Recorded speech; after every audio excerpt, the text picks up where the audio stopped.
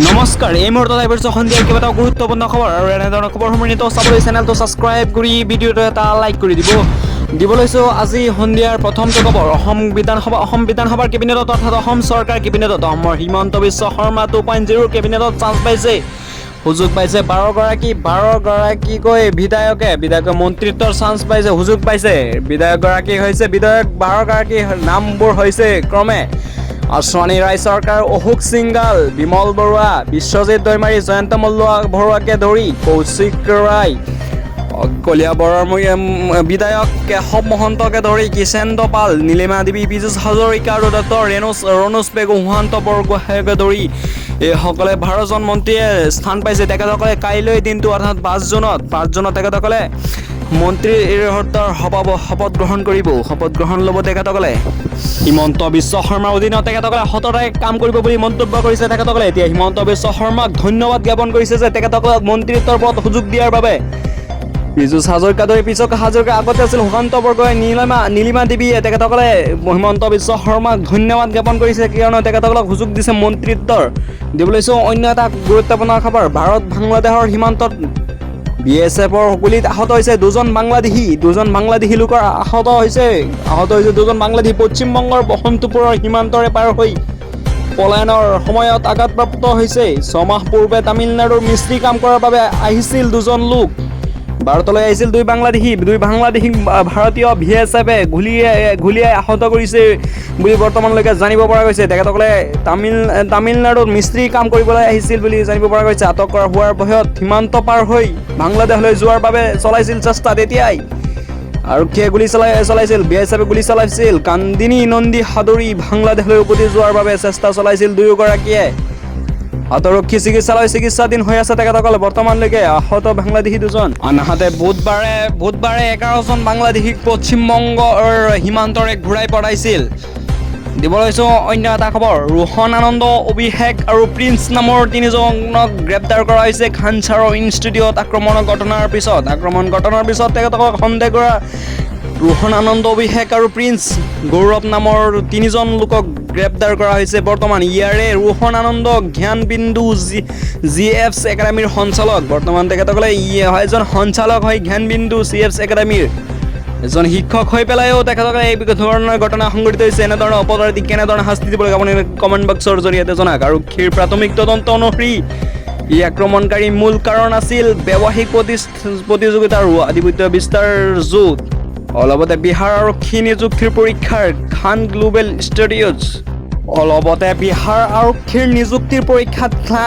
Global ষ্টাডিজৰ পৰা বুজন সংখ্যক ছাত্ৰ ছাত্ৰী উত্তীৰ্ণ হয়।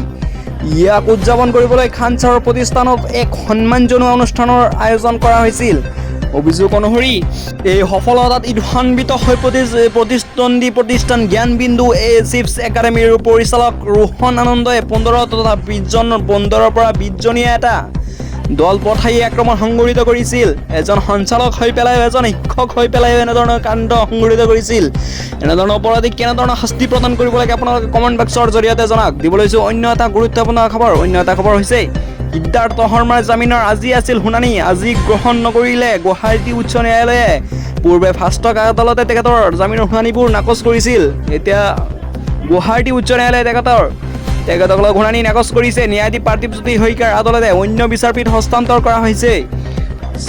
সিদ্ধাৰ্থ শৰ্মাৰ শুনানিৰ আবেদন ন্যায়াধীশ পাৰ্থিৱজ্যোতি শইকীয়াৰ আদালতে গ্ৰহণ কৰা নাছিল। হেমকানু মহন্তৰ জামিনৰো শুনানি সিদ্ধাৰ্থ শৰ্মাৰ জামিনৰ শুনানিবোৰ নাকচ কৰিছে। লগতে হেমকানু মহন্তৰ লগতে শেখৰজ্যোতি গোস্বামীৰো জামিনৰ শুনানিবোৰ নাকচ কৰিছে গুৱাহাটী উচ্চ ন্যায়ালয়ে। পূৰ্বে ফাষ্টেগ আদালতে তেখেতসকলৰ জাননীবোৰ নাকচ কৰিছিল। দিবলৈ অন্য এটা গুৰুত্বপূৰ্ণ খবৰ, আজি ক্ৰাইম ব্ৰাঞ্চত হাজিৰ হোৱা নাই ৰণদীপ সিং সুৰজেৱাল। ৰিণিকী বৰুৱাৰ গোচৰৰ তলব কৰা হৈছিল জ্যেষ্ঠ কংগ্ৰেছ নেতাজনক। পৱন খেৰৰ আৰক্ষীৰ জেৰাত নাম লৈছিল ৰণদীপ সিঙৰ। দলীয় কামৰ দেখাই দি আৰক্ষীৰ নিৰ্দেশ প্ৰত্যাখ্যান সুৰজেৱালৰ। পৱন খেৰাই আৰক্ষীৰ জেৰাত নাম লৈছিল ৰণদীপ সিঙৰ পুনৰ হাজিৰৰ জাননী কৰিব মহানগৰী আৰক্ষীয়ে। কিন্তু আজিও ক্ৰাইম ব্ৰাঞ্চত হাজিৰ হোৱা নাই ৰণদীপ সিঙে। মুখ্যমন্ত্ৰী হিমন্ত বিশ্ব শৰ্মাৰ পত্নী ৰিণিকী বৰুৱাৰ গোচৰত তলব কৰা হৈছিল তেখেতসকলক। যে পৱন খেৰাক তলব কৰাৰ পিছতে তেখেতে নাম লৈছিল ৰণদীপ সিং সূৰ্যৱালাক, কিন্তু তেখেতে হাজিৰ হোৱা নাই গুৱাহাটীৰ উচ্চ ন্যায়ালয়ত। দিব লৈছোঁ অন্য এটা খবৰ। বিচাৰিলেও এতিয়া ইৰাণৰ ওপৰত আক্ৰমণ চলাব নোৱাৰিব আমেৰিকাৰ ৰাষ্ট্ৰপতি ডোনাল্ড ট্ৰাম্পে, কিয়নো তেখেতসকলে যিবোৰ প্ৰস্তাৱ আগবঢ়াইছে, যিবোৰ প্ৰস্তাৱ গৃহীত হৈছে, নিজৰ সাংসদে সংযোগ নকৰিলে ট্ৰাম্পক, কিয়নো যিবোৰ বৈঠক আলোচনা হৈছে, ইৰাণৰ লগত চুক্তি হৈছে, সেইবোৰ এতিয়া আৰু ইচ্ছা কৰিলে তেখেতসকলে ডোনাল্ড ট্ৰাম্পে আক্ৰমণ চলাব নোৱাৰিব ইৰাণৰ ওপৰত। হঠাতে হামলা কৰিব নোৱাৰিব ইৰাণে নহয়, আমেৰিকাৰ ৰাষ্ট্ৰপতি ডোনাল্ড ট্ৰাম্পে ইৰাণৰ ওপৰত আক্ৰমণ কৰিব নোৱাৰিব। গুৰুত্বপূৰ্ণ প্ৰস্তাৱ গৃহীত হৈছে আমেৰিকাত, নিজৰ সাংসদে তেখেতক সহযোগ কৰা নাই বৰ্তমানলৈকে। দিব লৈছোঁ অন্য এটা খবৰ। APDCLৰ ধাৰ মাৰিবৰ বাবে গ্ৰাহকৰ ওপৰত মাতমৰ লগাইছে।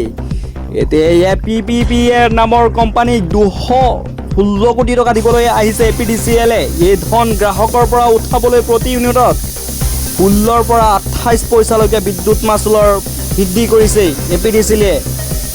10 মাহৰ ভিতৰত 216 কোটি টকা গ্ৰাহকৰ পৰা সংগ্ৰহ কৰিব APDCLে। এতিয়া APDCLৰ ওপৰত 216 কোটি টকা ঋণ কৰিছিল তেখেতসকলে PPPA কোম্পানীক তেখেতকে দিবলৈ সাজু হৈছে APDCL কোম্পানীয়ে। APDCL অৰ্থাৎ অসমৰ বিদ্যুৎ সংযোগ কেন্দ্ৰীয় পাৱাৰ ছাপ্লাই কোম্পানীয়ে তেখেতসকলক 16ৰ পৰা 28 পইচা বিদ্যুৎ মাচুল কৰি তেখেতে এইবোৰ টকা দিব। 216 কোটি টকা তেখেতে PPPA কোম্পানীক দিব। 10 মাহৰ ভিতৰতেই আদায় কৰিব টকা, গ্ৰাহকৰ পৰা বেছিকৈ টকা লৈ আদায় কৰিব তেখেতসকলৰ টকাবোৰ।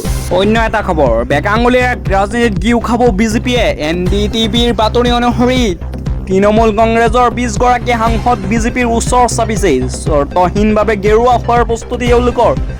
এই 20 সাংসদ নতুনকৈ লাভ কৰাৰ পাছত লোকসভাত বিজেপিৰ 2/3 সাংসদৰ অধিকাৰী হ'ব। ফলত চন্দ্ৰবাবু নীতিশ কুমাৰৰ সমৰ্থনত ওপৰত কেন্দ্ৰীয় চৰকাৰ নিৰ্ভৰশীল হৈ থকাৰ প্ৰয়োজন নাথাকিব, কিয়নো 20 গৰাকী সাংসদ বিজেপিৰ তৃণমূল কংগ্ৰেছৰ পৰা 20 গৰাকীকৈ সাংসদ বিজেপিৰ ওচৰ চাপিছে বুলি বৰ্তমানলৈকে জানিব পৰা গৈছে। এতিয়া আৰু নীতিশ নাইডু আৰু চন্দ্ৰবাবু নাইডু আৰু নীতিশ কুমাৰৰ সমৰ্থনৰ ওপৰত কেন্দ্ৰীয় চৰকাৰ নিৰ্ভৰশীল হৈ নাথাকে। এতিয়া বিজেপিয়ে বেক আঙুলিৰে ৰাজনীতিত গিউ খাব বিজেপিয়ে। NDTVৰ বাতৰি অনুসৰি তৃণমূল কংগ্ৰেছৰ পৰা 20 গৰাকীৰ অধিক তেখেতসকলৰ 20 সাংসদ নতুনকৈ লাভ কৰাৰ পাছত লোকসভাত তেখেতসকলৰ 2/3 পৰা অধিক সাংসদ লাভ কৰিব তেখেতসকলে। দিব লৈছোঁ অন্য এটা খবৰ। মিয়াই উজনি অসম ত্যাগ কৰক সোনকালে, এই সময় বান্ধি দিছে উজনি অসমৰ দল সংগঠনে। মিয়াই লাভ জেহাদ অৰ্থাৎ বিভিন্ন ধৰণৰ অপৰাধমূলক কাৰ্যৰ সৈতে জড়িত হৈ থকাৰ পাছতে তেখেতসকলে মিয়াৰ বিৰুদ্ধে সৰব হৈ পৰিছে। মিয়াক উজনি অসম 7 দিনৰ ভিতৰত ত্যাগ কৰিব লাগিব বুলি মন্তব্য কৰিছে, নহ'লে পৰিস্থিতি ভয়ংকৰভাৱে পৰিণত কৰিব। মিয়াৰ অৱস্থা বেয়া কৰি দিব। মিয়াক সোনকালে বাংলাদেশলৈ পঠাই দিব তেখেতসকলে, এনেধৰণৰ মন্তব্য কৰি আছে আকাশ দলকে ধৰি বিভিন্ন দল সংগঠনে।